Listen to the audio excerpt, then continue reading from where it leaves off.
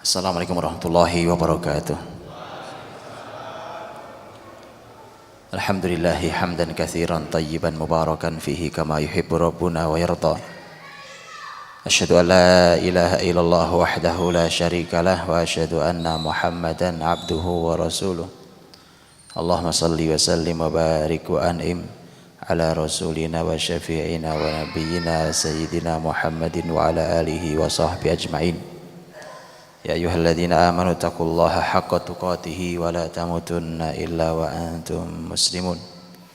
Amma ba'd. Saudara-saudariku yang dimuliakan Allah SWT, jamaah Masjid Nurul Huda dan juga para pendengar di Samara FM yang juga disiarkan langsung sekarang oleh Samara FM, Radio Keluarga Muslim.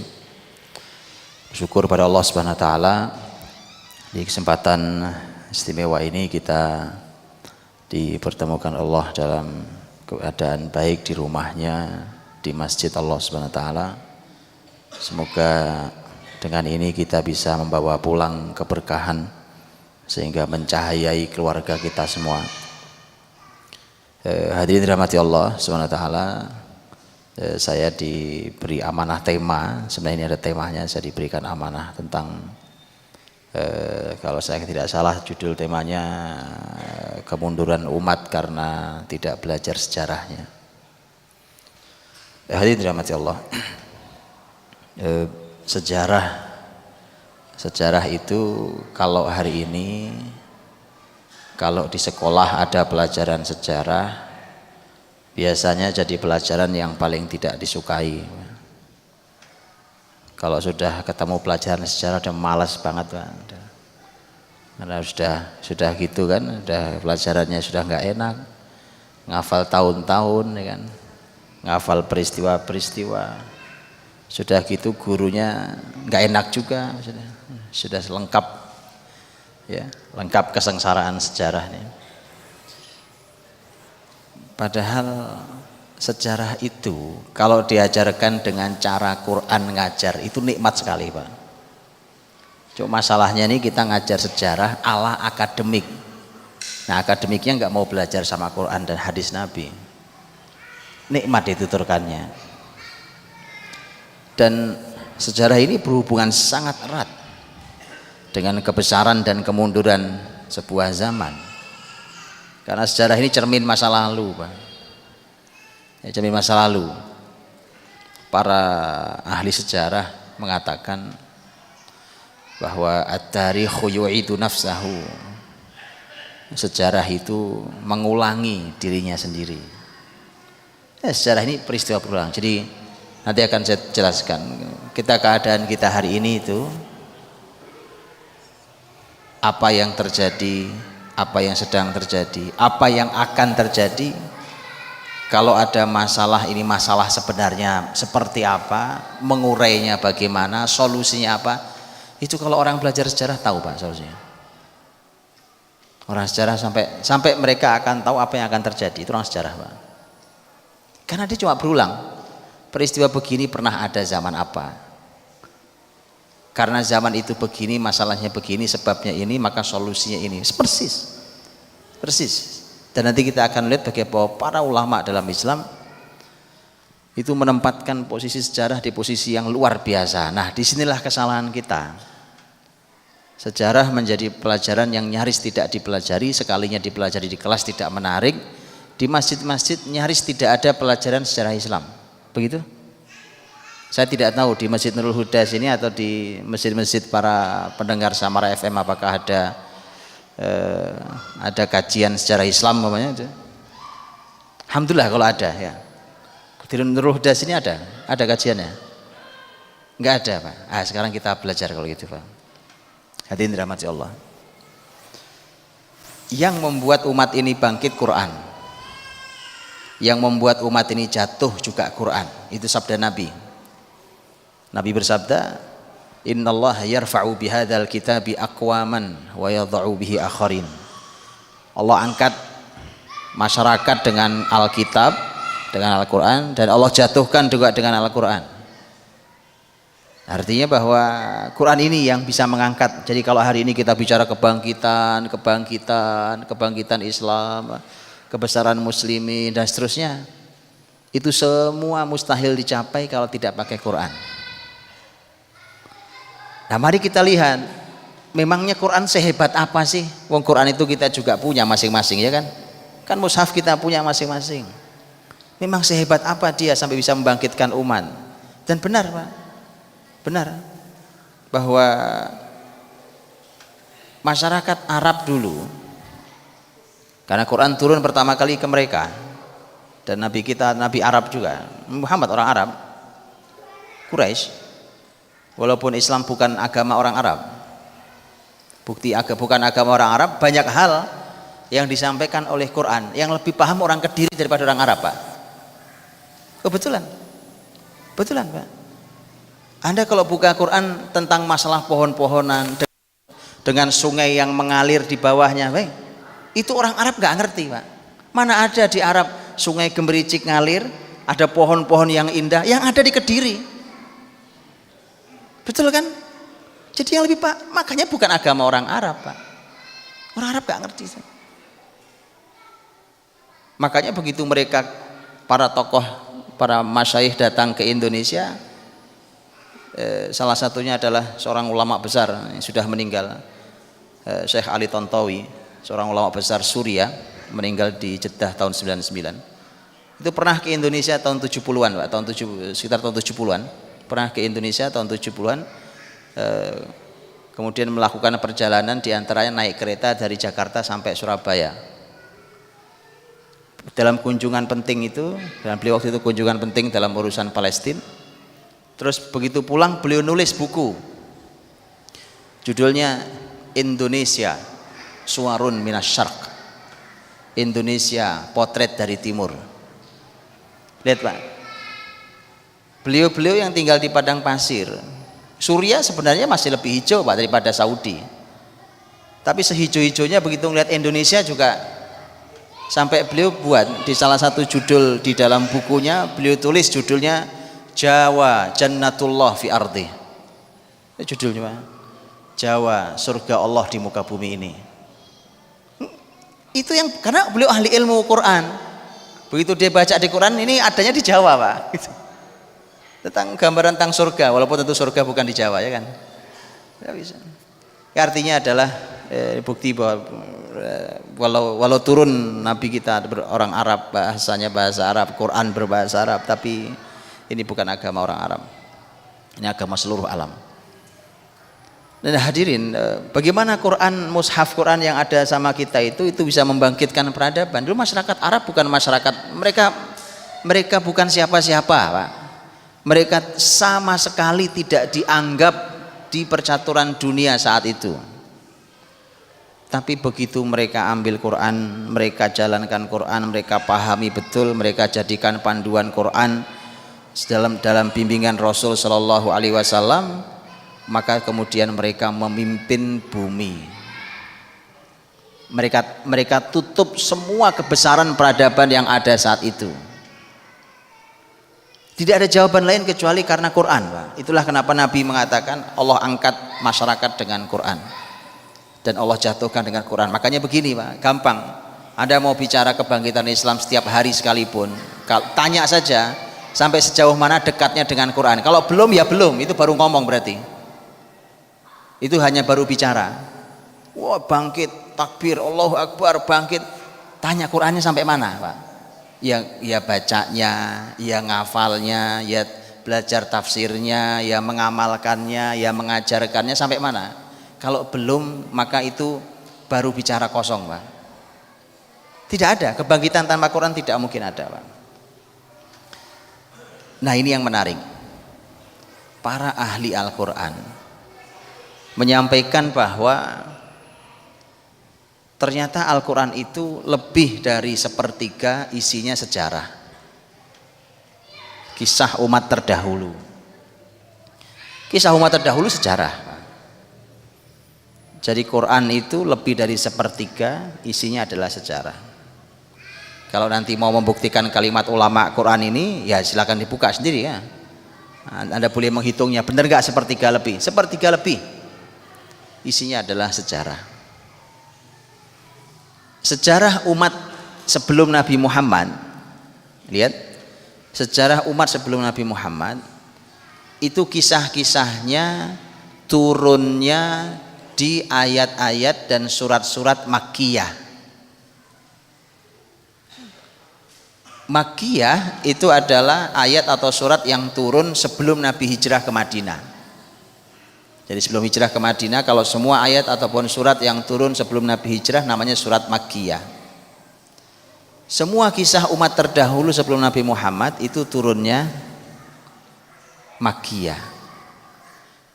Bayangkan kalau sepertiga Quran isinya kisah umat terdahulu, dan kisah umat terdahulu turunnya semuanya sebelum hijrah Nabi, bukankah itu artinya sebelum Nabi hijrah, selama Nabi di Mekah, itu isinya ayat cuma kisah saja Pak, 13 tahun lamanya. Ada ayat lain yang bukan kisah, tapi sepertiga Quran loh kisah, kemudian semua turun waktu Nabi di Mekah. Itu artinya sepanjang 13 tahun di Mekah dipenuhi dengan kisah tentang sejarah. Sementara Mekah itu oleh para ahli ilmu disebut sebagai pembangunan pondasi. Jadi membangun pondasi generasi. Nabi kan di Madinah nanti sudah bicara negara, sudah bicara hukum, itu nanti. Nah sekarang baru tahu kita mengapa hari ini kita bicara hukum Islam nggak tegak-tegak Pak. Mau ditegakkan di atas apa? Wong pondasinya nggak ada. Apa Anda bangun gedung tanpa pondasi? Nggak ada. Nggak ada. Apalagi kalau gedungnya menjulang tinggi, mana ada tanpa pondasi? Semakin kokoh menjulang tinggi, maka semakin kokoh juga pondasinya. Kenapa hukum Islam tidak jalan? Kenapa tidak tegak hukum Islam? Mengapa muslimin tidak kunjung punya kekuasaan? Oh iyalah, tidak ada pondasinya Pak. Nah untuk membangun pondasi masyarakat itu ternyata Quran menggunakan cara yang paling efektif adalah menggunakan sejarah. Ini yang kelewat di kita. Jadi cara Allah untuk membangun generasi itu menggunakan sejarah untuk pondasi awalnya.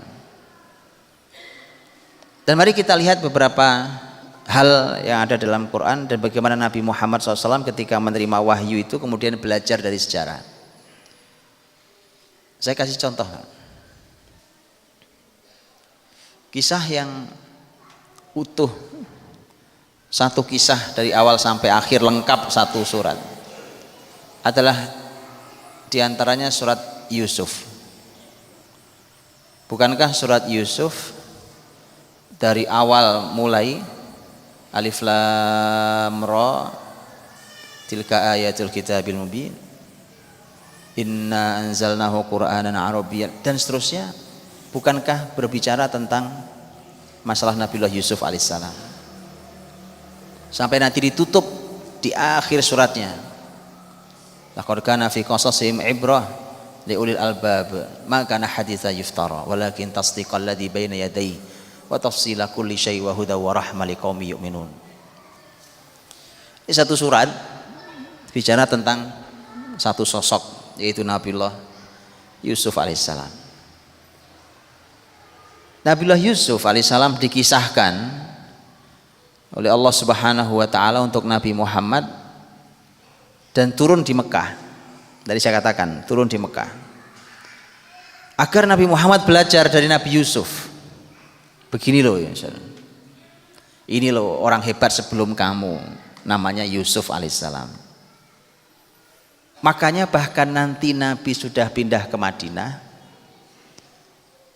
kisah Yusuf tetap ada dalam diri Nabi dan itu dijadikan sebagai banyak sekali pelajaran. Di antaranya adalah pertimbangan untuk memutuskan sebuah keputusan besar dalam perjuangan hidup, perjuangan Nabi SAW. Apa itu? Di antaranya begini. tahun 8 Hijriah Nabi Shallallahu Alaihi Wasallam dan para sahabat berhasil masuk ke Mekah, kemudian membersihkan Mekah dari kemusyrikan, membersihkan patung-patung di sekeliling Ka'bah yang jumlahnya 360 patung, membersihkan kemusyrikan yang ada di sekitar kota Mekah, dan kemudian membuat setidaknya ada 2000 masyarakat Mekah masuk Islam di tahun 8 Hijriah, Pak. Yang peristiwanya dikenal dengan peristiwa Fathu Makkah. Di saat Nabi masuk Fathu Makkah itu dengan membawa sekitar 10.000 pasukan dan tidak ada perlawanan, tidak ada perlawanan berarti, tidak ada perang kecuali perang kecil. Maka Nabi begitu masuk, Nabi bersihkan semua kemusyrikan. Salah satu yang dilakukan Nabi adalah Nabi mengumumkan nama-nama yang halal darahnya. Imam Ibnu Hajar Al-Asqalani dalam Fathul Bari, beliau mengumpulkan nama-nama itu jumlahnya belasan nama yang halal darahnya, boleh dibunuh, kata Nabi, boleh dibunuh bahkan dia bersembunyi di balik kiswah Ka'bah sekalipun. Kenapa? Karena dulu mereka penjahat luar biasa. Dulu waktu Nabi masih di Mekah, mereka penjahat perang, mereka penjahatnya luar biasa. Ada sekian belas orang, diantaranya ada 2 perempuan. Kebayang dulu para pembesar Quraisy yang pernah menyakiti Nabi, mereka kan sudah gemeteran, Pak. Ini jangan-jangan bisa disebut lagi nama yang lain ya, karena nama-nama mereka sebagian tidak disebut oleh Nabi SAW. Maka Nabi mengumpulkan para tokoh-tokoh Quraisy, dikumpulkan di pelataran Ka'bah itu. Kemudian Nabi naik di pintu Ka'bah. Ini para pembesar Nabi ini sudah masyarakat kalah. Mereka sudah kebayang bahwa kayaknya kita dihukum mati nih kayaknya. Mungkin karena mereka dulu jahatnya luar biasa, Pak. Dan mereka dulu pernah berencana membunuh Nabi Muhammad SAW. Nabi naik ke pintu Ka'bah, kemudian Nabi berkata kepada para pembesar, kata Nabi, "Mata dhunnuna anni fa'ilun bikum?" Menurut kalian mau saya apakan kalian ini? Bayangkan, Pak, orang sudah gemeteran ya kan, masih ditanya begitu, kira-kira mau saya apakan kalian ini? Dulu mereka pembesar sombong-sombong, Pak, tapi jahat luar biasa. Kata Nabi, kira-kira mau saya apakan kalian? Akhirnya mereka jawab juga, mau ditanya, mereka jawab. Apa jawabannya? Akhun karim, ibnu akhin karim. Anda ini kan saudara kami yang baik. Nah, itu orang kalah tuh begitu bahasanya, Pak. Anda juga anaknya saudara kami yang baik. Artinya kamu kan anaknya bapakmu Abdullah itu saudara kami yang baik. Ini orang mengemis belas kasihan. Lihat jawaban Nabi Muhammad SAW. Lihat, Pak. Ini luar biasa. Nabi Muhammad kan harus memutuskan. Keputusannya apa nih kepada para penjahat ini? Orang jahat-jahat semua nih, Pak. Sekarang mau diapapun mereka nggak ada perlawanan, nggak akan kuat lawan muslimin. Nabi harus memutuskan sesuatu yang besar. Bagaimana cara Nabi memutuskan? Nah ini, Pak, Nabi Muhammad cara memutuskannya. Nabi ingat kisah Nabi Yusuf. Tuh, Pak. Jadi kisah itu bayangkan, kisah itu bisa sampai menjadi landasan keputusan. Ayo sekarang apa ada? Anda baca surat keputusan kan? Suka ada ya? Entah surat keputusan apa saja. Menimbang. Betul kan? Apalagi bunyinya? Apa lagi? Mengingat. Sampai ujungnya memutuskan. Begitu? Ayo. Apa pernah ada menimbang terus isinya kisah, Pak? Hebat Islam itu, Pak. bahwa Nabi Muhammad SAW mengajari sejarah itu salah satu fungsinya adalah untuk menimbang keputusan. Oh iya, karena sejarah berulang dan kisah Nabi Muhammad sekarang ada di hadapan orang-orang yang jahat dulu yang di masa lalunya. Kemudian sekarang apa yang harus dilakukan Nabi Muhammad? Kisah itu kan juga pernah dialami oleh Nabi Yusuf. Maka Nabi Muhammad berkata, "Aqulu kama qala akhi Yusuf." Saya hari ini mau berkata seperti saudara saya Yusuf pernah berkata. Lihat Pak. Jadi keputusan diambil dari sejarah dalam Quran. Nanti Anda bisa buka surat Yusuf dan Nabi Yusuf berkata, ini waktu saudara-saudaranya Nabi Yusuf minta maaf ke Yusuf.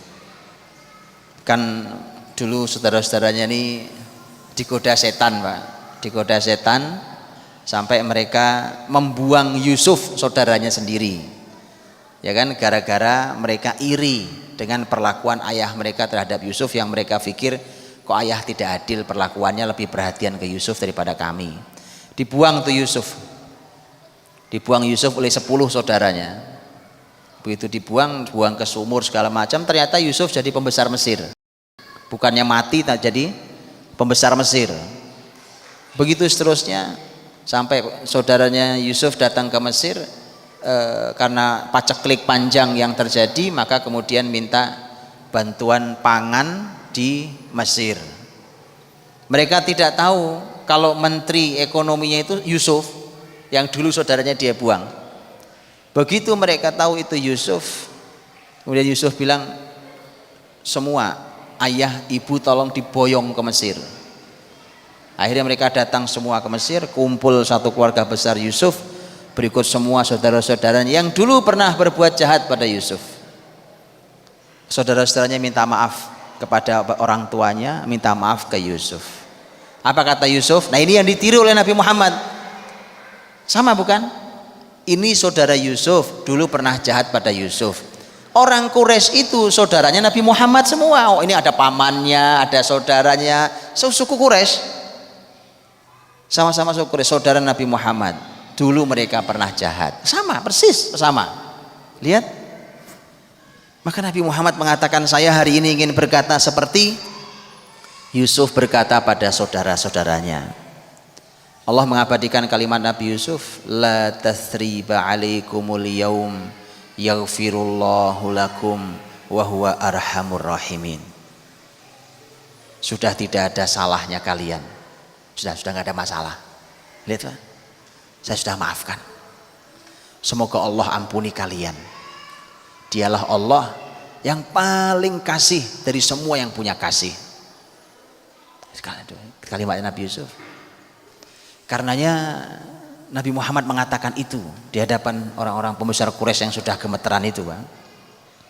Sudah saya maafkan kalian. Semoga Allah ampuni kalian. Dia Allah yang maha kasih. Jadi hadirin dalam hati Allah, Nabi Muhammad SAW ternyata belajar sejarah. Bahkan sejarah bukan cuma dipelajari, sejarah dipelajari, diujikan, dapat nilai 100, selesai. Enggak. Sejarah itu karena dia berulang maka dia panduan dalam kehidupan. Makanya ketika bahkan Nabi harus membuat keputusan, Nabi Shallallahu Alaihi Wasallam bercermin juga pada sejarah masa lalu.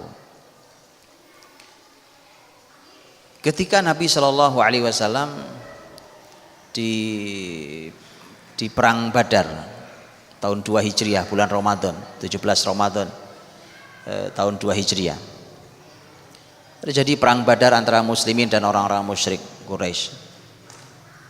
Terbunuh di tempat itu pemimpin besar Quraisy yaitu Abu Jahal. Abu Jahal mati di situ. Ini orang jahatnya luar biasa. Begitu Abu Jahal kepalanya dibawa di hadapan Nabi SAW, kemudian Nabi berkata, lihat kata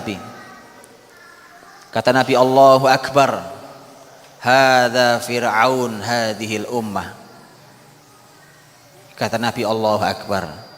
Ini Fir'aunnya umat ini. Fir'aun kapan hidupnya? Jauh sebelum Nabi Muhammad, bukan? Jauh. Ternyata Nabi Muhammad menganggap di zaman beliau, Fir'aun zaman beliau adalah Abu Jahal. Berarti kan Nabi menyamakan itu dengan zaman Fir'aun dulu. Jadi setiap zaman bisa ada Fir'aunnya loh. Ya kan? Masih ada Fir'aunnya. Hanya bedanya dulu kalau zaman Nabi Musa, Fir'aun tenggelam di Laut Merah. Kalau zaman Nabi Muhammad, Fir'aunnya dikepenggal kepalanya. Bisa ada Fir'aun setiap zaman. Jadi Nabi Muhammad SAW begitu. Ketika Nabi SAW tadi saya sampaikan kajian di tadi subuh, disakiti oleh sebagian kalimat di sebuah tempat di Ji'rana antara Mekah dan Taif saat Nabi membagi ghanimah, bagi harta rampasan perang.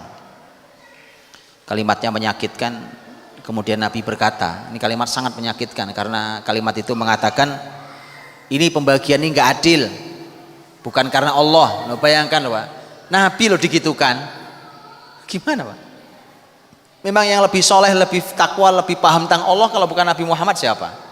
Nah itu muncul juga kalimat begitu.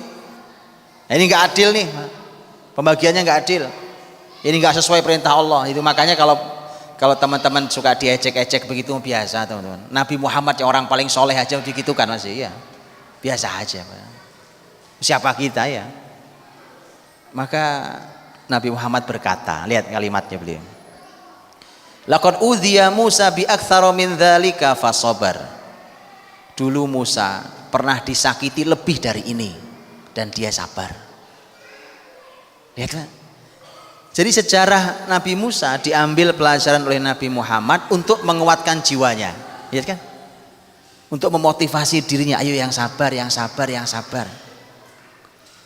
Makanya orang tuh kalau belajar sejarah, hadirin, itu nggak perlu motivator. Jadi kalau antum masih suka hadir di acara motivator, antum belum belajar sejarah, Pak. Masih suka dengerin motivator? Nah, anak muda suka, seneng banget dengerin motivator. Wah, ngomong dengan begitu berapi-apinya ya kan, dengan dari duduk sampai berdiri, dari berdiri sampai duduk lagi, tepuk tangan sampai wah semacam-macam. Kalau Anda masih senang yang begitu, berarti Anda belum belajar sejarah. Wallahi, kalau Anda belajar sejarah, Anda tidak perlu motivator. Saya tunjukkan sekarang. Anda mau motivasi apa? Semua ada di sejarah. Bahkan Superman ada dalam sejarah Pak. Bukan Superman film ya, manusia super. Ayo saya tunjukkan sebagian, salah satu contohnya. Ada orang dengan nama Abdurrahman, nanti dikenal dengan Abdurrahman Ad-Dakhil. Abdurrahman Dakhil itu adalah salah satu keturunan istana. Jadi dulu, dan ini adalah salah satu orang yang punya kandidat untuk menjadi khalifah di masa dinasti Bani Umayyah. Tapi ternyata dinasti Bani Umayyah runtuh tahun 132 Hijriah, runtuh sehingga Abdurrahman Dakhil tidak bisa naik karena dijatuhkan oleh musuhnya. Maka Abdurrahman Dakhil dikejar-kejar oleh musuhnya karena dialah orang yang berpeluang mengganti posisi sebagai khalifah.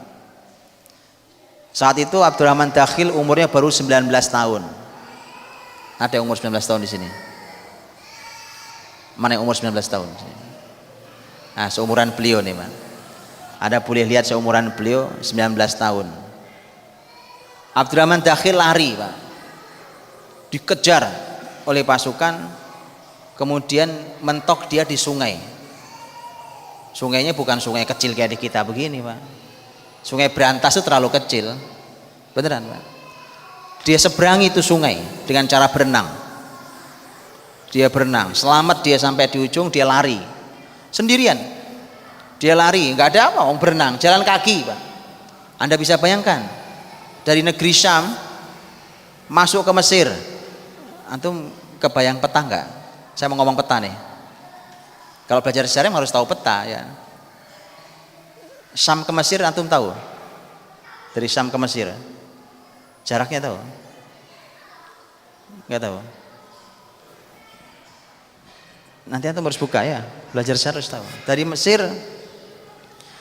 Mesir dia mengendap-endap, dia jalan sampai masuk Maroko. Kebayang apa enggak Mesir Maroko? Kebayang Pak? Antum kebayang benua Afrika enggak? Kebayang benua Afrika? Mesir itu di ujung timur benua Afrika, Maroko di ujung paling barat benua Afrika. Kebayang? Kebayang benua Afrika kan? Jalan kaki Pak. Dia masuk ke Maroko, umur 19 tahun ini, umur 19 tahun. Dia masuk ke Maroko.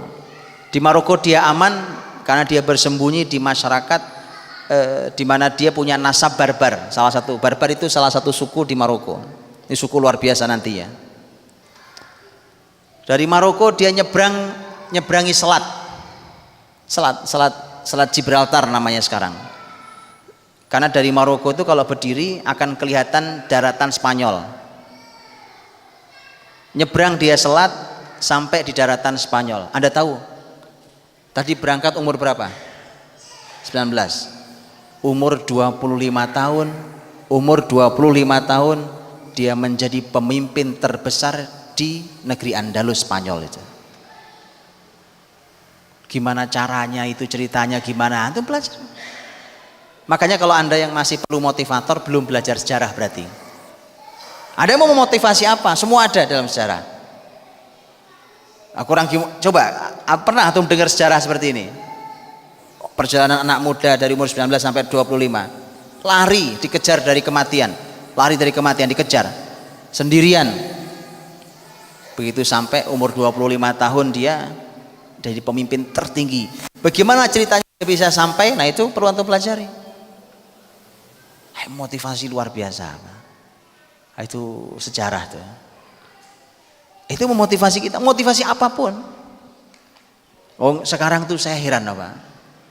Untuk belajar aja ngundang motivator. Belajar. Namanya anak sekolah belajar tuh kan normal Pak. Iya kan? Namanya anak kuliah belajar tuh normal, nggak usah pakai motivator. Maka bacalah dulu bagaimana sejarah orang-orang besar dalam Islam. Mereka belajar, mereka beribadah, mereka berkarya, mereka memimpin dan seterusnya. Nah ini dahsyatnya sejarah. Karenanya Allah Subhanahu wa taala berfirman tentang kisah-kisah sejarah itu. Allah berfirman tadi di akhir surat Yusuf, laqad kana fi qasasihim ibrah liulil albab ma kana haditsan yuftara walakin tasdiqal ladzi baina yadayhi wa tafsila kulli syai' wa hudaw wa rahmah liqaumi yu'minun. Sungguh pada kisah-kisah mereka terdapat ibrah. Apa ibrah?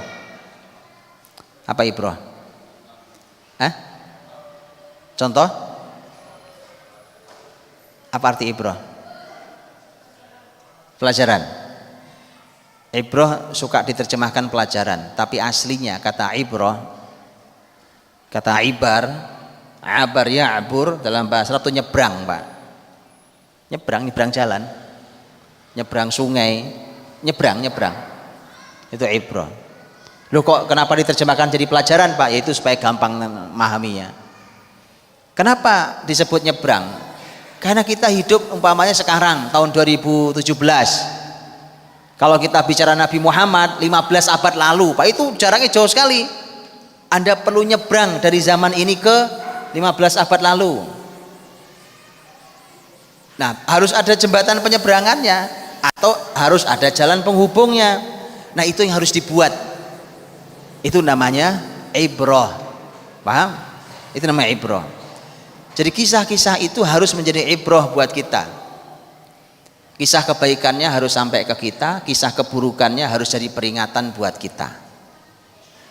Tapi sejarah itu menjadi ibrah itu hanya untuk ulil albab. Ibrah li ulil albab. Pelajaran ibrah hanya untuk yang punya otak, Pak. Ulil albab, lub itu artinya otak paling dalam. Yang mau mikir. Tapi kalau tidak difikirkan ya dongeng-dongeng aja, kayak dongeng jadinya. Oh gitu ya Pak, oh Nabi Muhammad gitu ya Pak, oh sahabat Nabi gitu ya, oh orang-orang kayak dongeng masa lalu. Tapi kalau kita fikirkan, kita renungi, kita tadaburi, dia jadi ibrah, jadi pelajaran mahal. Maka na haditsa yuftara, kata Allah, ini Quran ini bukan perkataan yang dibuat-buat, jadi bukan karangan manusia, bukan fiktif. Quran seperti itu, termasuk kisah di dalam Quran tidak ada kisah fiktif. Makanya saya bilang, kalau Anda belajar sejarah, Anda tidak perlu cerita Kancil Nyolong Timun. Pasti nggak perlu Pak. Fiktif Pak. Kisah fiktif. Kisah harimau ngobrol sama kijang, nggak perlu. Kalau Anda tahu sejarah. Karena memang Quran katakan itu, ini bukan kisah fiktif. Walakin tasdiqal ladzi baina yadayhi, tapi ini untuk mengimani yang sudah lalu. Jadi fungsi iman. Kan kalau kita bicara tentang Nabi Musa, kita beriman Nabi Musa memang pernah ada dengan kisahnya. Kalau kita bicara Nabi Muhammad, kita yakin Nabi Muhammad pernah ada dengan kisahnya. Kita bicara Nabi Nuh, begitu seterusnya. Itu bicara iman masa lalu. Wa tafsila kulli syai', dan untuk mendetilkan segala sesuatu, menjelaskan dengan detail segala sesuatu. Jadi dengan Quran, termasuk diantaranya dengan kisah ini, dengan sejarah itu Anda bisa jelaskan detail apa saja pakai sejarah. Gimana ceritanya? Contoh. Anda mau jelaskan apa nih ceritanya? Mau menjelaskan dunia pertanian. Umpamanya, ya, Masya Allah tanah pertanian subur di sini. Itu kalau orang sejarah dia bisa jelaskan dengan sejarah Pak, dunia pertanian. Sampai nanti dia bisa mengubah cara bertani dengan sejarah pertanian. Belum kebayang ya? Ibnu Awam, ini ilmuwan besar di negeri Andalus abad 6 Hijriah. Itu membuat kurikulum pertanian terbaik sepanjang zaman. Dia punya buku namanya Al-Filaha. Hari ini disebut dengan kitab Al-Filaha Al-Andalusiyah. Itu buku ajaib Pak. Ditulis abad 6 Hijriah, sekarang abad 15 Hijriah. Itu kalau dicoba zaman ini ajaib, itu hebat Pak. Karena buku itu yang pernah merevolusi pertanian Andalus. Dulu pertanian Andalus itu jarang-jarang panen Pak. Direvolusi oleh beliau, pertanian menjadi sangat luar biasa, Andalus sangat kaya sampai hari ini. Spanyol itu ekonominya payah. Yang membuat dia bertahan tidak jatuh sekali, Anda tahu apa? Pohon zaitun. Zaitun itu yang nanam muslimin dulu waktu masih di Spanyol, yang dibawa dari negeri Syam. Pusatnya zaitun kan di negeri Syam, di timur, jauh di timur. Syam itu ya Palestina, Suriah, Lebanon, Jordania, itu Syam. Dimasukkan ke Spanyol, jadi perkebunan. Sampai sekarang kalau ke Spanyol itu bisa sejauh mata memandang pohon zaitun Pak. Dan itu yang menahan supaya Spanyol tidak jatuh secara perekonomian semakin parah. Itu baru pohon zaitun Pak. Ibnu Awam dalam buku tentang pertanian Al-Filaha menuliskan tentang konsep bertani. Cuma satu buku Pak. Teman saya yang salah satu lulusan terbaik Institut Pertanian Bogor, sekolahnya pertanian Pak. Begitu buku itu beliau pelajari, beliau bilang, buku ini Pak, satu buku ini lebih baik daripada Anda kuliah di IPB. Yang ngomong lulusan terbaik IPB. Anda lihat Pak. Cuma nyampe sini bukunya apa enggak nyampe? Enggak tahu. Begitu Pak. Ayo makanya yuk belajar yuk. Subhanallah. Islam kaya dengan semua itu. Ya, sejarah. Ini sudah isya belum? Oh sudah. Mohon maaf saya tidak dikabari. Baik, tadi katanya salat isya, adzan isya dulu. Saya persilahkan. Bismillahirrahmanirrahim. Alhamdulillah wassalatu wassalamu ala Rasulillah wa ala alihi wa sahbihi wa mawalah wa ba'd. Saya dirahmati Allah, saya lanjutkan sedikit saja. Hadirin, karenanya belajar sejarah itu adalah sebuah konsep Qur'ani yang dari sejak awal sekali mendapat porsi sangat besar. Makanya harusnya kalau ini kita mau menghadirkan kebesaran generasi kita, kebangkitan Islam, maka itu harus dikembalikan. Dan lihatlah apa yang disampaikan oleh cucu-cucu sahabat, supaya kita tahu bagaimana anak-anak sahabat, bagaimana kurikulum di generasi sahabat Nabi. Ali Zainal Abidin, ini Ali anaknya Husain, Husain anaknya Ali. Jadi Husain itu punya anak dikasih nama sama dengan nama bapaknya, ya, bapaknya Husain kan Ali bin Abi Thalib. Husain punya anak, salah satu anaknya diberi nama Ali juga, yang dikenal dengan Ali Zainal Abidin. Dan Ali Zainal Abidin adalah seorang ilmuwan besar, ulama besar, orang yang luar biasa. Dari cucunya Ali bin Abi Thalib dari jalur Husain. Ali Zainal Abidin mengatakan, kunna nu'allam maghaziyan Nabi sallallahu alaihi wasallam kama nu'allamu suratan minal Quran. Kami diajari tentang perang-perang Nabi Muhammad, tentang sejarah Nabi Muhammad maksudnya, itu kami diajari sejarah Nabi Muhammad seperti kami diajari surat dalam Quran. Anda bisa bayangkan sampai kurikulumnya tadi nyaris setara dengan Quran atau sama dengan Quran. Jadi kalau Quran termasuk kurikulum awal di generasi, maka sejarah juga kurikulum awal generasi. Jadi kami diajari sejarah Nabi Muhammad itu seperti kami diajari Quran. Begitu pentingnya, begitu seriusnya, dan seterusnya. Cucunya Sa'ad bin Abi Waqqas juga sama. Namanya Ismail bin Muhammad bin Sa'ad bin Abi Waqqas. Jadi cucunya Sa'ad bin Abi Waqqas radhiyallahu anhu. Dia juga berkata begitu, kana abi yu'allimuni maghaziyan Nabi SAW wa ya'udduha alaina. Ayah saya berarti anaknya Sa'ad bin Abi Waqqas. Ayah saya mengajari kami tentang perang-perang Nabi SAW. Itu bahasanya memang dulu perang, walaupun maknanya bisa seluruh sejarah hidup Nabi yang tidak hanya perang. Gitu ya. Dan itu bukti juga bahwa hari ini kita suka ketakutan ngajari begituan di anak-anak kita, Pak. Itu generasi sahabat jadi orang besar mimpin bumi, Pak. Ini kurikulumnya. Kami diajari ayah kami tentang sejarah Nabi Muhammad SAW ini, dan kemudian ayah kami berkata, ayah kami berkata, hadhihi ma'athiru abaikum fala tudayyi'uha. Ini adalah peninggalan, sejarah ini adalah peninggalan ayah-ayah kalian.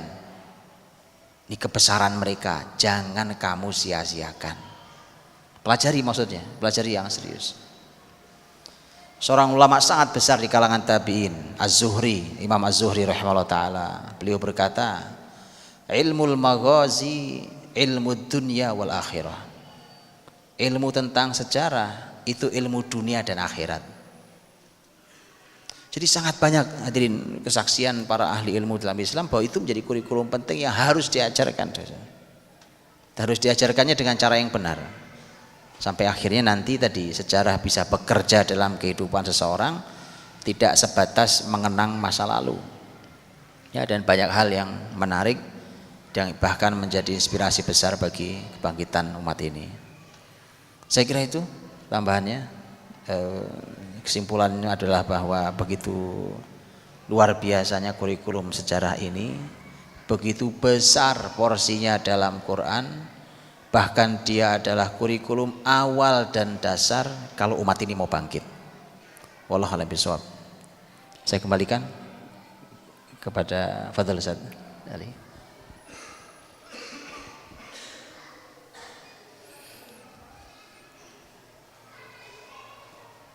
Terima kasih pada Ustadz Budi Asyari dari Jakarta yang telah menyampaikan materi-materinya. Di sini Ustadz Budi Asyari, insya Allah kajian ini jam 8 selesai, ada waktu 20 menit, ada tanya jawab dari bapak-bapak dan ibu yang mau bertanya.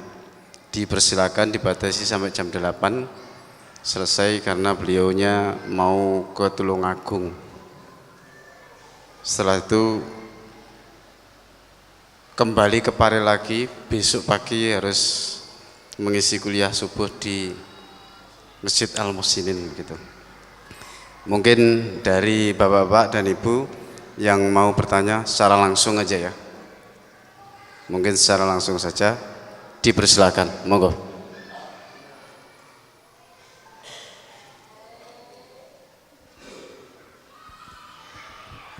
Assalamualaikum warahmatullahi wabarakatuh.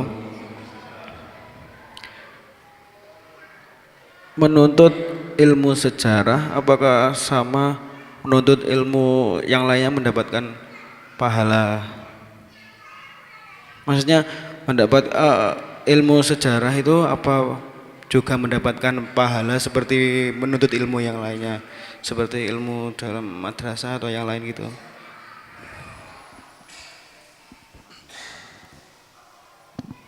Baik, pertanyaannya apakah belajar ilmu sejarah juga dapat pahala seperti belajar ilmu lain? Itu sudah pasti. Satu, karena dia ilmu. Ilmu itu teman-teman, antum belajar ilmu pertanian ada pahalanya. Oh ya, karena pertanian umpamanya atau ilmu mesin atau ilmu bahasa atau ilmu, itu semua ilmu penting manfaat yang itu masuk babnya namanya bab fardu kifayah. Fardu kifayah di mana tidak boleh ilmu ini sampai tidak ada satupun muslim yang tidak menguasai. Nah, menjadi fardu kifayah. Kalau fardu kifayah itu berarti kalau sampai tidak ada sama sekali yang ahli, dosa semua. Itu fardu kifayah. Kurang lebih kalau kita bicara tentang sholat jenazah, fardu kifayah. Kalau sampai ada jenazah tidak ada yang menyolati sama sekali, dosa semua, persis sama, fardu kifayah. Nah, itu satu ya. Karena dia ilmu maka dia mendapat pahala, dan niatnya karena Allah dapat pahala. Yang kedua, tadi saya sudah katakan, sepertiga Quran sejarah. Kalau antum pelajari Quran kan luar biasa pahalanya. Khairukum man ta'allamal Qur'ana wa 'allamah. Orang terbaik di antara kalian yang mau belajar Quran. Nah, ini sepertiga Quran loh. Lebih bahkan. Isinya sejarah. Berarti antum mempelajari sepertiga Quran lebih. Jadi antum orang terbaik kata Nabi SAW yang mau belajar Quran dan mau mengajarkannya. Dan berikutnya nanti adalah sejarah itu sumber nomor 2-nya adalah hadis Nabi. Riwayat dalam hadis-hadis Nabi SAW. Karena kalau antum buka kitab hadis apapun itu, mau Sahih Bukhari, Sahih Muslim, Sunan Abi Daud, Sunan Tirmidzi, Sunan Ibnu Majah, semua kitab hadis pasti ada bab sejarah. Pasti ada bab sejarah. Ada Sahih Bukhari, Sahih Muslim dan seterusnya, umpamanya ada bab tentang Al-Maghazi, As-Siyar wal Maghazi, tentang sejarah. Atau kitab Manaqib As-Sahabah, itu tentang biografi sahabat. Itu dalam hadis-hadis itu. Itu artinya berarti kita belajar sejarah akan belajar hadis Nabi SAW. Nah, ini sejarah. Kita belajar sejarah artinya kita akan membuka kitab-kitab para ulama sejarah. Ya, buka kitab-kitab ulama sejarah. Dan kita tahu bagaimana kita duduk bersama kitab-kitab barokah para ulama, begitu besar pahalanya. Gitu ya? Jadi sudah pasti asal kita ikhlas karena Allah maka melimpah ruah pahalanya. Bahkan salah satu orang terbaik karena belajar Al-Quran, yang salah sebagian isi Quran adalah sejarah. Wallahu a'lam bishawab. Monggo.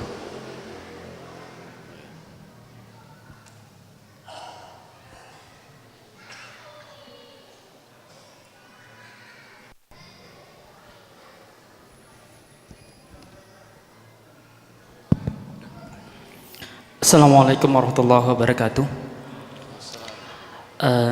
Pertanyaan sederhana yang sering saya dengar dari medsos dan juga guru terkait dengan bahwa sejarah itu adalah tergantung siapa penguasanya. Karena yang mempengaruhi sejarah, cerita sejarah adalah penguasa. Jadi contoh kayak Bani Abbasiyah atau dinasti Abbasiyah dengan Umayyah pasti mungkin akan mempunyai versi yang berbeda-beda. Bagaimana kita menyikapi dengan perbedaan sejarah-sejarah seperti itu? Terima kasih. Kalimat bahwa sejarah itu ditulis tergantung penguasa, teori ini teori batil. Saya ulangi kalimat saya. Kenapa teori batil? Di dalam Islam sejarah itu pakai sanad, Mas. Pakai riwayat. Untuk bicara tentang sejarah dinasti Bani Abbasiyah, Bani Umayyah, negeri Andalus, semua pakai sanad. Bukan seperti dongeng. Kalau dongeng, contoh ini masalah ketika tiada sanad, nggak ada sanadnya. Lihat contoh, mohon maaf, umpamanya bicara tentang sejarah Indonesia. Nah ini nggak ada sanadnya, Pak. Umpamanya mau bicara sejarah PKI tahun 48, sejarah PKI tahun 65, umpamanya sejarah kemerdekaan RI apa, sulit sanadnya. Dari fulan sampai kepada pelakunya nggak ada. Yang ada adalah versi penuturnya. Nah itu baru masuk kalimat tadi bahwa itu dipengaruhi oleh siapa yang berkuasa, mungkin, walaupun juga tidak selalu. Tapi kalau sejarah Islam tidak, Pak. Sejarah Islam itu ada sanadnya. Masalahnya kalau sanad itu bisa dicek, dikoreksi satu persatu namanya sampai pelakunya, betul nggak peristiwa ini terjadi. Nah itu sehingga kalimat tadi itu kalimat yang kalau disematkan ke dalam Islam itu tidak benar. Kalau itu disematkan kepada sejarah yang tidak ada jalur riwayat dan sanadnya, benar, mungkin, tapi tidak selalu juga, karena tetap juga ada yang fair, ya, versi masing-masing. Tapi makanya dalam Islam anggap umpamanya ada antum menjumpai ada perbedaan sebuah kisah, ada perbedaan pendapatnya, itu bisa dicek bahwa yang ini jalur sanadnya kayak apa, yang ini jalur sanadnya kayak apa. Perbedaan pendapat akan bisa dicek semua. Itu wallahu a'lam bishawab. Assalamualaikum warahmatullahi wabarakatuh. Ustadz, antum tadi bilang kalau sejarah itu pasti berulang. Mungkinkah dalam kehidupan sekarang ini di Indonesia terutama mungkin ada paparan sedikit atau ibroh yang bisa kita ambil dari sejarah masa lalu terkait kondisi sekarang? Terus yang kedua, motivasi apa kepada kita selaku thalabul ilmi untuk bersemangat mempelajari sejarah? Terkadang kita mungkin sekarang pulang kita bisa mempelajari sejarah, soalnya temanya sejarah. Mungkin beberapa hari mendatang kita akan merasa malas atau bagaimana supaya menjadikan istiqomah. Mungkin itu saja dari kami. Assalamualaikum warahmatullahi wabarakatuh. Keadaan negeri ini hari ini keadaannya banyak. Mana yang mau dibicarakan? Mana yang mau dibicarakan? Keadaannya banyak negeri ini. Dan setiap keadaan kita bisa mengambil contoh di sejarah masa lalu, dari mulai masalahnya, analisa masalahnya sampai solusinya. Lengkap seperti itu, lengkap sis. Makanya umpamanya antum mau ambil contoh, ini contoh karena antum tidak sebutkan mana yang antum tanyakan, karena masalahnya banyak. Anggaplah umpamanya carut marut politik umpamanya, iya. Tapi negeri ini bukan hanya kesedihan yang muncul. Antum kalau tengok ke belakang, anggap 10 tahun lalu saja, nggak usah 20 tahun lalu, 10 tahun lalu saja. Mana yang lebih hebat, 10 atau 20 tahun lalu ataukah sekarang di sisi semangat keluarga-keluarga muslim untuk membuat anaknya hafal Quran? Persis. Jadi bukan hanya kesedihan, Pak. Ini sebuah kebahagiaan. Kan tadi saya bilang, umat ini akan bangkit dengan Quran. Nah, makanya yang mana yang mau ditanyakan, kan begitu. Perekonomian umpamanya, lain ceritanya. Dan semua ada contohnya. Cuma saya mau sampaikan begini deh. Ketika bicara tentang anggaplah umpamanya, karena biasanya begini Pak, orang tuh kalau hidup dalam kesulitan dia merasa orang paling sengsara di muka bumi. Orang tuh kalau sedang sulit Pak, kayaknya orang paling sengsara di muka bumi, padahal masih begitu banyak orang yang lebih sengsara dari dia. Muslimin di Indonesia umpamanya dengan keadaan yang lelah kita dengarnya, umpamanya yang kita dengar yang lelah-lelahnya, ya kan, akhirnya kita merasa nih, ya Allah, ini zaman rusak bener Pak, wah ini luar biasa ya, subhanallah. Zaman ini masih jauh lebih baik dibandingkan zaman yang pernah dilalui oleh sebagian masa oleh muslimin. Ini untuk membangkitkan optimisme dulu, karena kalau antum lelah yang muncul pesimis, kalau sampai putus asa itu malah kerjaan orang kafir. Putus asa itu nggak ada di kamus orang beriman. Nah, maka saya tunjukkan contoh, saya ceritakan sedikit saja, tapi antum nilai nanti apakah itu keadaan lebih baik zaman itu atau zaman Indonesia hari ini. Saya tunjukkan.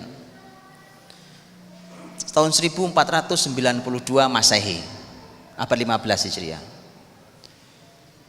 Salib besar terbuat dari perak disematkan, ditempel di istana Alhambra di Granada sebagai sebuah tanda, ini Ratu Isabella dengan suaminya, sebagai sebuah tanda bahwa negeri muslim terakhir yang dimiliki muslimin di Andalus, yaitu Granada, sudah jatuh di tangan negara Kristen.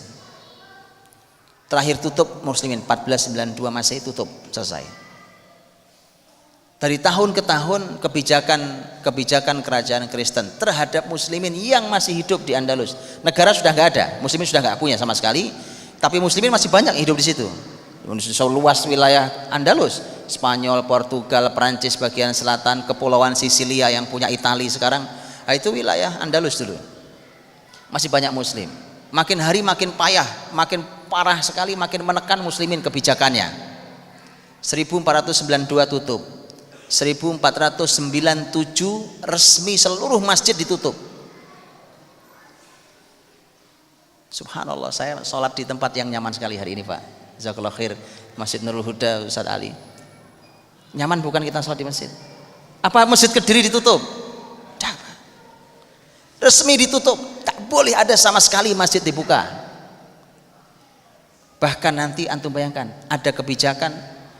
ada kebijakan muslimin tidak boleh mandi. Kebijakan aneh kan? Pernah antum dengar kebijakan aneh itu? Kenapa mereka lakukan kebijakan itu? Mereka tahu persis muslimin kalau sholat harus wudu. Mereka tahu persis kalau mereka harus mandi, mereka wajib mandi mereka. Kalau sholat tidak sah tanpa toharoh. Lihat mereka itu betapa jahatnya. Sampai ketahuan, kalau sampai ada ketahuan satu muslim nyimpan mushaf Quran, diseret ke lapangan, digantung, dibakar hidup-hidup. Nyimpan mushaf Quran Pak. Mau dilanjutkan apa enggak nih? Oke, simpulkan sekarang, mana yang lebih baik? Itu belajarlah sejarah dan seterusnya. Jadi muslimin pernah mengalami masa yang sangat buruk, tapi subhanallah muslimin hadir dan selalu datang pertolongan Allah Subhanahu wa taala untuk menyelamatkan muslimin dan seterusnya, ya. Bahkan ketika muslimin sempat jatuh di 400 tahun pertama di Andalus, muslimin sempat jatuh, itu bisa bangkit kembali dan masih berumur 400 tahun berikutnya. Dari jatuh sampai bangkit lagi, dan bagaimana cara bangkit itu harus dipelajari. Nah begitu contohnya, paham ya? Tapi kalau mau introspeksi begini, ini mau supaya kita selain bersyukur kita berintrospeksi diri ya. Ini kemarin waktu saya di Malang, di seminar Malang ditanyakan juga. Di Malang kemarin ada salah satu seminar saya, judulnya Sumbangsih Islam untuk Peradaban Dunia. Materinya cukup panjang. Ada yang bertanya juga tentang kurang lebih seperti ini. Kemudian tentang bagaimana muslimin di Indonesia dengan keadaan negeri seperti ini, kepemimpinan yang seperti ini, saya bilang dengan semua cinta saya kepada para ahli ilmu hari ini, dengan semua penghormatan saya, pengakuan saya pada para ahli ilmu hari ini. Tapi kalau kita mau bersyukur, kita bersyukur. Tapi kalau kita mau introspeksi, yuk kita introspeksi diri, kita ngoreksi diri sendiri. Gimana caranya? Saya ceritakan sebuah kisah zaman. Lihat bagaimana sejarah menjawab. Di salah satu masa kepemimpinan di dinasti Bani Umayyah, itu pernah ada gubernur kejam sekali, namanya Hajjaj bin Yusuf. Hajjaj bin Yusuf itu orang salah dikit kepala lepas dari badannya. Itu dia bisa menumpahkan darah dengan sangat mudah. Tapi jangan salah, orang sekejam itu banyak ulama yang ketika ditanya bagaimana menurut anda tentang Hajjaj bin Yusuf, bahkan sampai Imam Ahmad bin Hambal sekalipun ditanya tentang Hajjaj bin Yusuf, kata beliau, saya tidak mau bicara. Loh, kenapa? Orang jelas dolim kok nggak mau ngomong. Kenapa? Karena Hajjaj bin Yusuf itu masih ada baiknya, Pak. Hajjaj bin Yusuf itu hafal Quran 30 juz. Guru Quran di Taif. Luar biasa. Anak-anak Taif itu hafal Quran di tangan dia. Subhanallah. Dia meninggal dalam keadaan tidak punya harta, tidak korupsi dia, Pak, sama sekali tidak. Orang amanah, sangat memuliakan ahli Quran. Siapapun yang ahli Quran sangat dimuliakan oleh dia. Ya, artinya ini orang cukup kontroversi hidupnya. Ada tahu waktu beliau mau meninggal, waktu Hajjaj bin Yusuf mau mati itu, Hajjaj bin Yusuf waktu mau meninggal, dia berkata, lihat kalimat Hajjaj bin Yusuf, Pak. Sampai meninggal tuh pedenya luar biasa. Dia bilang, ya Allah, semua orang menduga engkau tidak akan mengampuni aku, ampuni aku. Subhanallah. Tapi singkat kita begini, Hajjaj bin Yusuf itu pernah menjadi gubernur di Kufah, di Irak. Ibu kota kepemimpinan saat itu di Damaskus. Menjadi gubernur di Kufah. Menjadi gubernur di Kufah, semua orang sudah dengar tentang track record kejamnya Hajjaj bin Yusuf. Dia datang ke Kufah itu, manusia semua kumpul di masjid seperti ini, kemudian dia ceramah. Dia datang sebagai gubernur baru. Dia bilang, salah satu ceramahnya, tadi saya berangkat ke Kufah sini membawa 2 pedang. Yang satu pedang kasih sayang, yang satu pedang hukuman. Pedang kasih sayang saya sudah jatuh di tengah jalan, saya tidak tahu kemana. Yang tersisa hanya pedang hukuman untuk kalian. Wallahi, Pak, ada gubernur kalimat sambutannya begitu. Bahkan dia bilang, lihat dia bilang, inni ra'aitu ru'usan qad aina'at laqad hana qitafuha. Saya melihat kepala-kepala sudah masak, sudah ranum seperti buah dan siap untuk dipetik. Antum pernah jumpai orang kayak gitu? Baik. Tapi teman-teman lihat kalimat para ahli sejarah. Apa kalimat ahli sejarah? Ahli sejarah bukan hanya komentari Hajjaj bin Yusuf, tapi dia berkata tentang masyarakat Kufah. Lihat, adapun kenapa Hajjaj memimpin masyarakat Kufah, karena memang masyarakat Kufah tidak bisa dipimpin kecuali oleh orang seperti Hajjaj. Mengerti? Ngerti atau nggak ngerti, Pak? Apa maksudnya? Memang nggak bisa diatur tuh masyarakat, nggak bisa diatur, Pak. Ngeyel minta ampun. Ya Allah, susah banget itu. Sampai Kufah itu terkenal ilmu hadis itu, kalau masuk ke Kufah hadis, makanya para ahli ilmu hadis itu hati-hati kalau hadis keluar dari Kufah. Hadis masuk ke Kufah nih, perawinya orang Kufah, masuk sejengkal, ini istilah di ilmu hadis, masuk sejengkal, keluar dari Kufah bisa sehasta, Pak. Ngerti maksudnya? Apa maksudnya? Ditambah-tambahin, Pak, jadi hadis palsu. Jadi memang masyarakatnya begitu. Sampai Umar bin Khattab, orang hebat itu, sampai ngadu ke Allah tentang Kufah. Ya Allah, Kufah ini bagaimana ya Allah? Kufah. Di Suriah itu ada sebuah kota, orang sekarang nyebutnya Homs. Tahu ya, dengar-dengarnya? Hims, aslinya Hims. Hims itu masyarakatnya juga sama Pak ngeyelnya. Itu sampai disebut kota itu menjadi Kuwaifah. Tahu Kuwaifah artinya? Kufah kecil. Sampai terkenal tuh Kufah itu. Begitu Pak. Ngerti nggak cerita saya tentang ini dan hubungannya dengan Indonesia? Kenapa Allah kasih pemimpin nggak jelas umpamanya? Anda ngerti maksudnya? Hah? Silahkan dipikir sendiri. Gitu saja. Silahkan dipelajari. Kalau motivasi bagaimana belajar secara apa, Masya Allah. Orang beriman, Masya Allah, ya, orang beriman tuh nggak perlu banyak motivator. Saya bilang orang punya iman di dalam dirinya, dia sadar bahwa belajar ilmu itu perintah. Bahkan kata pertama yang diperdengarkan Allah di telinga nabinya adalah Iqra, maka dia nggak berhenti baca. Simple, sederhana. Kan perintah Iqra bismi rabbikal ladzi khalaq. Kan begitu kan? Baca, maka orang beriman pasti nggak pernah berhenti baca. Sebagaimana kita diperintah sholat, kita nggak akan berhenti sholat sampai kita mati. Kan begitu sama.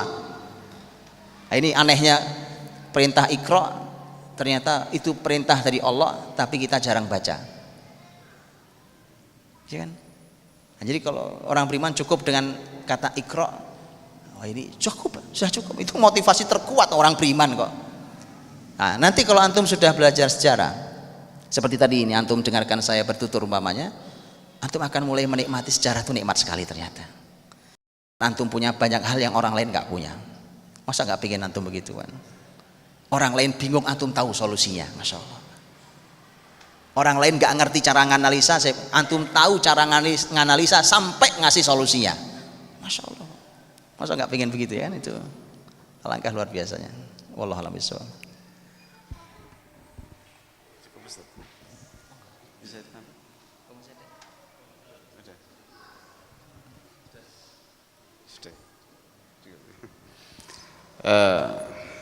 Yang mau bertanya, mohon maaf karena waktunya sudah jam 8. Waktunya habis.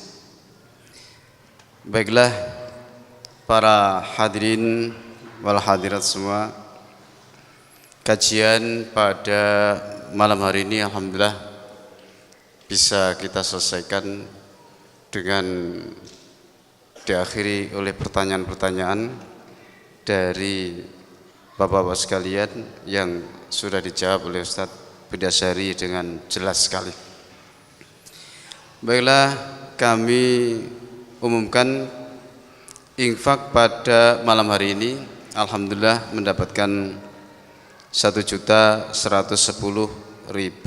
rupiah. Jazakumullah khair, semoga Allah membalas kita sekalian yang berinfak dengan rezeki yang banyak dan barokah. Amin ya rabbal alamin. Dan perlu diketahui bahwa pada malam hari ini pengajian kita ini disiarkan langsung oleh Radio Samara FM, radio umat Islam, radio kita sekalian, 96,2 MHz. Semoga kajian pada malam hari ini menjadi kajian yang diberkati oleh Allah Subhanahu wa taala. Amin ya rabbal alamin. Marilah kajian hari ini kita tutup dengan bacaan kafaratul majlis. Subhanakallah bihamdika asyhadu an la ilaha illa anta astaghfiruka wa atubu ilaik. Walhamdulillahirabbil alamin. Kurang lebihnya kami mohon maaf yang sebesar-besarnya. Wabillahi taufik wal hidayah. Wassalamualaikum warahmatullahi wabarakatuh.